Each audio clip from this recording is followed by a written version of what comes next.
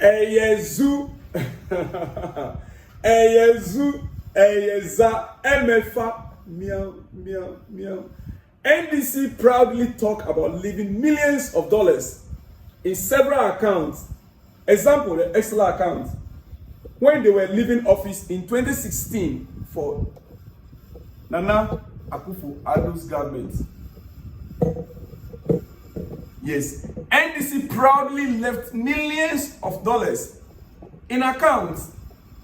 Example, the Excel account.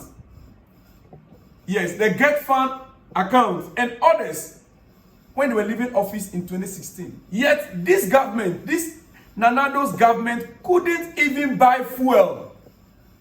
Couldn't even buy fuel for one full day, 24 hours. They could not save a fuel that could take the whole nation for just one day. To put the light on for Ghanaians for just one day, they could not. They left behind 5 hours of fuel. As they were leaving government, by the time they break, there should be doom so there should be light, all the light off. What kind of wickedness is this? They purposely did not left fuel. We were being told, according to the transition team, Ghana now is left with only 5 hours of fuel to power our thermal plants that produce or generate electricity. 5 hours. That is what this government, the outgoing government, left for the incoming John Dramani Mahama government to inherit. You intentionally decided not to restock fuel even after leaving huge debt because you want to start doing so propaganda. How can you be that wicked? How? Ladies and gentlemen, yesterday, President John Mahama spent part of his time, his full day in office, part of that time discussing how to get the light on for Ghanaians. How to make sure the expectation of the wicked in our life, the expectation of this government, the outgoing government, the NPP government led by Nanado and Dr. Bawumia, their expectation is that this new government will fail right from the onset, that Ghanaians will turn a hit on them. Doing so has started because, of course, that is their propaganda. That is, they came to power on that propaganda. They came to power based on those propaganda. Fake news and propaganda is what brought them to power in 2016. And they want this government to become unpopular just a day after they have left office. And just a day that they have taken over office, NDC government. Energy sector crisis. President Mahama hints at introducing private sector efficiency to the energy sector. Yesterday, yes, he hinted at introducing private sector efficiency to the energy sector. And with this, we know JN is up to the task. Our God will not let us down. The expectation of Nanado and his outgoing government, no, it never comes to fruition. Dear friends, all right, I want to show you something. It's very interesting. Even though they left only 5 hours of fuel to power our thermal plants, and their expectation is that once the fuel is finished, there will be doom so in Ghana. All the lights in Ghana will be off to bring embarrassment to the new government. I want to remind you this. Nanado's tenure came to an end 24 hours ago. Here are 13 things he and his government did against Ghanaians. 13 things they did against the will of Ghanaians. So sad. Just follow me. Let me take you through right now. The National Cathedral. Right there on your screen. Nanado forced it on Ghanaians, claiming he made a promise to God and must fulfill it even when Ghanaians and almost everyone opted against it. He proceeded to dig the most expensive hole in the world, $56 million hole. No block laid yet. 56 million hold now tag the most expensive swimming pool, as you can see it on your screen. This is a personal vow to God. Make me the president of Ghana, and I will build a cathedral for you, according to what he told the clergy that followed him. Make me a president of Ghana, and I will build you a cathedral. It is a vow you make to your God, a pledge to your God. Why then should that be a burden on Ghanaians? 56 million, the most expensive hole ever dug in the world, turning into the world's most expensive swimming pool. Now, that money alone could have kept the light on for Ghanaians for 1 year. That $56 million, at least, if not for a year, for at least for 6 months, I believe. Number 2, I told you 13, the e-levy. Ladies and gentlemen, this government, Addo and Bawumia-led government, brought on Ghanaians excessive tax. Excessive tax. And one of those tax is the introduction of the e-levy, electronic levy. Any money you transfer from your mobile phone to your sister, to your brother, if I send to my son right now, Timothy, 100 Ghana cedis, they'll take me tax. If I send to my daughter right now, Michaela, 100 Ghana cedis, they'll take tax out of it. If I send to my next son, any money you send from your mobile phone to anyone, called e-levy. They introduced the e-levy and abolished road tolls. What a nonsense, I'm sorry to say. Road tolls in everywhere in the world. In Asia, that is what is being used to, to maintain roads, to build roads, to construct roads. You go to any Asia country, within every 10 kilometers, 15 kilometers, there's a road toll.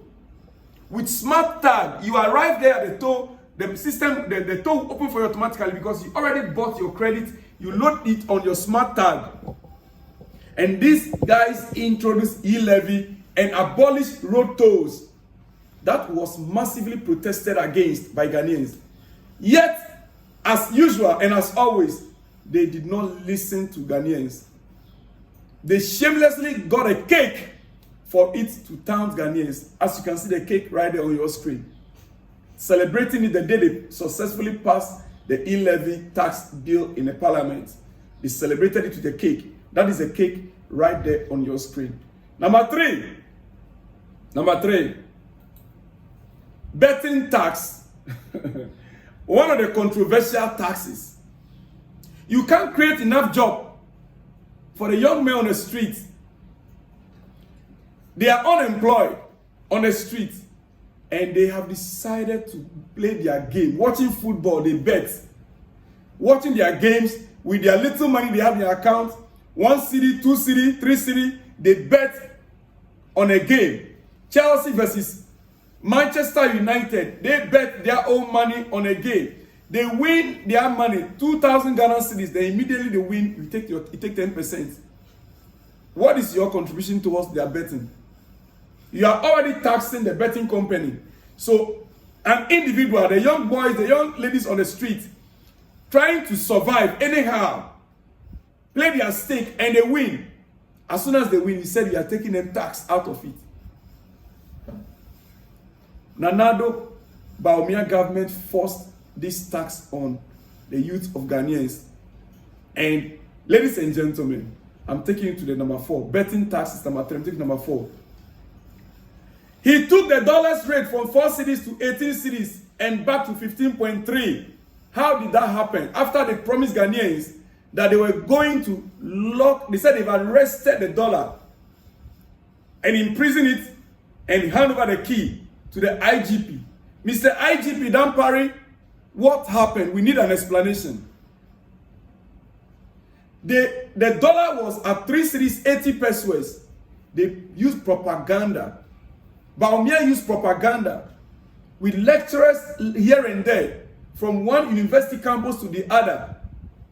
That if the economic, if the exchange rate, what?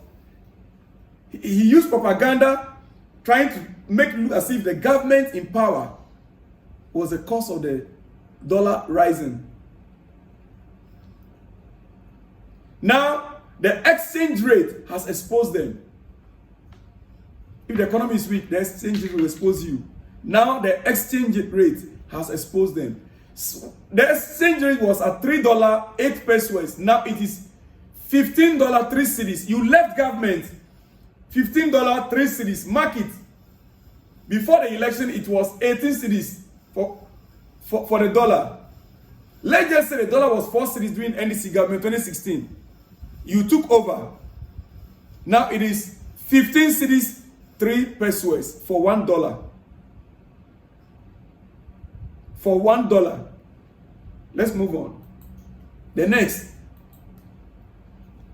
Nana Addo's refusal to sack Ken Ofori-Atta as a finance minister when the economy reached its critical stage. This is one of the reasons why this government was massively voted out. More than 2/3 of the parliamentarians alone are for the new government. Like Right Honorable Speaker said yesterday in the parliament, their first sitting yesterday, like he rightly said, this new minority group, he tagged them micro minority group. Micro minority group. And then the super majority group in parliament. That is what we have right now. Nana Addo's refusal to sack his cousin Ken Ofori-Atta as a finance minister when the economy reached its critical stage. When Ghana was declared junk state. When the whole world, nobody wants to borrow money to Ghana because they know we have over-borrowed and we cannot even pay. We are indebted. Heavily indebted. And no government, no one wants to borrow Ghana money. We were stuck, and we know nations develop on money borrowed. Even the Americans, they develop. America is still borrowing till today. But no one wants IMF, World Bank, none of those agencies want to borrow Ghana any more money. Because we have been declared junk state. We have become rubbish.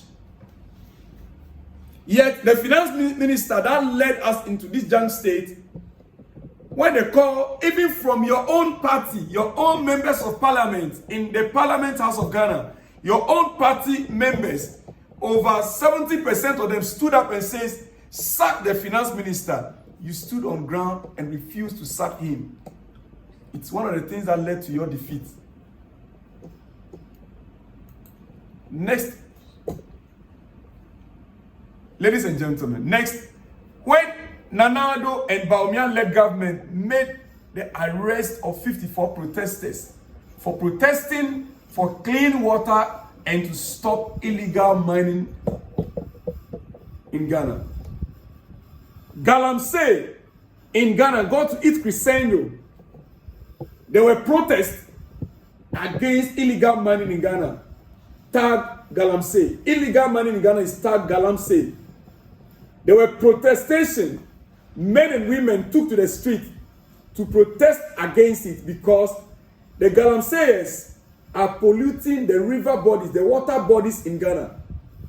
Over 60% of Ghana's river bodies or water bodies have been polluted with this so-called Galamsey. Illegal gold mining. Illegal gold mining. We understand. In Ghana, most places you go to, if you dig down deep down, you are likely to find gold. And when they dig down, in order to get a gold, what they dug out, they'll have to wash it with some chemicals and water. And so they normally dig near the water bodies, near our rivers, near our lagoons, in order to get water to do the washing of the gold with a chemical. By so doing, they polluted over 60% of our water bodies. And young men and women took to the street to protest that the government should act. The government sat there and allowed the police and the military to arrest the protesters. 54 protesters were arrested for protesting for clean water and to stop illegal mining in Ghana. They were taken to custody, denied bail, denied bail. Even the court of law with their lawyers, they were denied bail. These are some of the reasons why this government was voted out. We are moving on. I'm not yet done. I still have about 5 or 6 months to go. Cecilia Dapa's money issue. Yes, Cecilia Dapa, a minister in government, minister of sanitation, who was entrusted with over $30 million to dredge a gutter, to dredge is it a tunnel? What would I call it? A canal or whatever. The dredging was not done successfully. Yet, in his house, in his bedroom, Cecilia Dapa's bedroom, a minister of state's bedroom, was found $1 million cash, 300,000 euro, and more in his house, at her home. Forgive me for using his, it's her.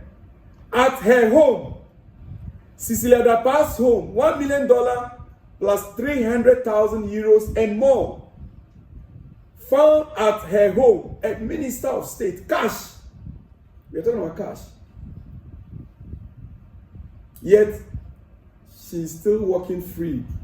As a matter of fact, in some of her bank accounts, there are over 30 million Ghana cedis, 40 million in some of her bank accounts. Where did she get the money from? A minister of state. These are some of the reasons why Ghanaians voted against the outgoing government. When they got an Android version of Honorable Addo Safo during the passing of the e-levy, dear friends, they wouldn't have been able to pass the e-levy if not for one member of parliament who traveled, Addo Safo, to the US. He's a member of parliament and he's in government. He was a minister as well. He traveled outside the country for months. He did not return because she has her own personal issues. Somebody should help with mine. She has her own personal issues with the government. She left the country to the US of A. Refused to turn up. When the time came for them to pass the e-levy, she refused to turn up. As you can see on your screen, they brought in a look-alike to represent her. Look-alike. We believe that she was paid huge amount of money. Otherwise, she should have spilled the bill out. Because I believe, yes, the e-levy, if not for this woman, they wouldn't have been able to master the numbers because it was more like a hung parliament. 136, 136. They needed just one person in addition to make them 137. To make them a majority in order to pass the electronic levy. And they brought in an Android version of Addo Safo. They think Ghanaians are not smart enough. Oh yes. We are smart. At least our brain, our eyes are still looking. Look at this picture on your screen for you to get it very clear on yourself. How can you tell me that these two people, they are the same person? Dear friends, another factor that led to the defeat of the NPP, New Patriotic Party, and the government of Nana Addo Dankwa Akufo-Addo is when Nana Addo unveiled his own statue. I thought that you would be, I never knew you can unveil your own statue too. I thought when you are no more, then people want to honor you. They will now use the statue, they will not honor you with a statue or something. Nana Addo, in his right senses, as short as he is, unveiled his own statue. Well, I tag that statue, the statue of incompetence and wickedness. The statue of incompetence and wickedness. Dear friends, another factor that led to their defeat, import duty and fuel price skyrocketed within the period of the election. Before the election, import duty and fuel prices skyrocketed. How?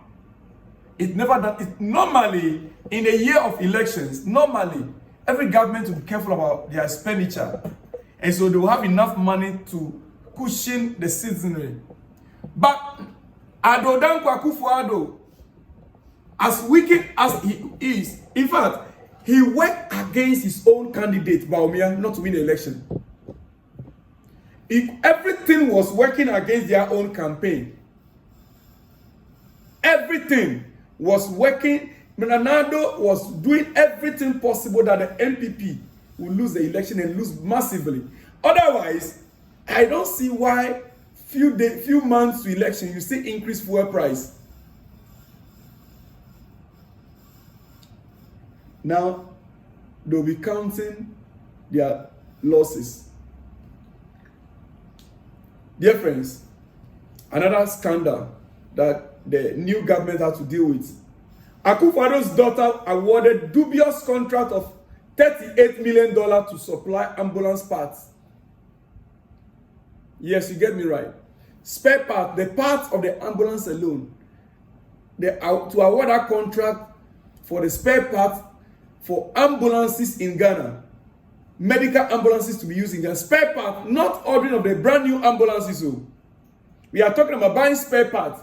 And the contract being awarded to Akufo-Addo's daughter worth $38 million. $38 million for ambulance spare parts. The contract awarded to Akufo-Addo's daughter. Dear friend, why won't you lose election? The next right there you can see is Osla Owusu. Yes, Osla Owusu. She was the Minister of Communications. Ghanaians got angry when she forced MTN, that is a local network in Ghana, local telephonic network in Ghana, to increase their data charges. If it's Ghana, I'm doing this video right now. Trust me, most of you, I will not be able to do it and load it as fast as I would like to load it. Because data is very expensive for Ghanaians compared to other African countries. I understand Ghanaians are even using Nigerian MTN data in Ghana. Ghanaians, they order for MTN Nigeria instead of using MTN Ghana. Because it's still cheaper if they send Ghana cedis for top up in Nigeria. It's cheaper for them. It's cheaper for Ghanaians to use Nigerian MTN than using Ghana MTN. Because the data is cheaper there. I also forced MTN to increase their data charges. Ghanaians did an online protest against it. Yet, they ignore everyone. Ghanaians did online protest against it. Yet, Osla and the new Patriotic Party government led by Akufo-Addo ignored Ghanaians. Data is so expensive. Well, I just hope, Your Excellency, John Dramani Mahama, I just pray and hope you put your feet on the ground and do something about it. I'm about to run out. Quickly. The introduction of COVID-19 tax. COVID-19 tax on Ghanaians. COVID is over how many years now? In some other countries, government is rather paying their citizenry for the effect of the COVID. In Malaysia, the government is still giving Malaysians money every month to cushion them because of the effect, the effect that the COVID brought on the citizenry. But in my country, Ghana, we are being taxed. Ghanaians were being taxed till now. Even as we speak, Ghanaians are still paying what is called COVID-19 tax. COVID-19 tax. Dear friend, for what purpose? When other nations are cushioning their citizenry, giving them free money every month, Ghana government is taxing its citizens. Dear friends, it is up to you to judge me on all this. In my own state, Volta region, my own state, to my own people, President Akufo-Addo, ex-President Akufo-Addo, visited a community where the government caused a flood. Yes, that flood was caused by the government. Volta River Authority opened a dam that generates hydropower to generate electricity. The dam overflowed. And when the dam is overflowed, they cannot effectively generate the power. So whenever the dam reach a peak, they will have to open the dam for the excess water to flow out. In so doing, the government could not help the authority to direct the water flow. Rather, the dam was just open and the water flowed through to a particular town. The entire township, thousands of people, hundreds of thousands of people got flooded. Their farm products, their houses got flooded. It became a crisis in Ghana. And the president visited the community just to say this. Listen to his voice. Difficulties and our suffering. And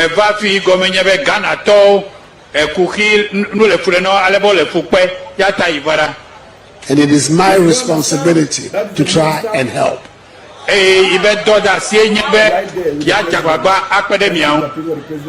Because if it's a question of counting who votes for me and who doesn't vote for me, I shouldn't be here because you don't vote for me. I am here to help.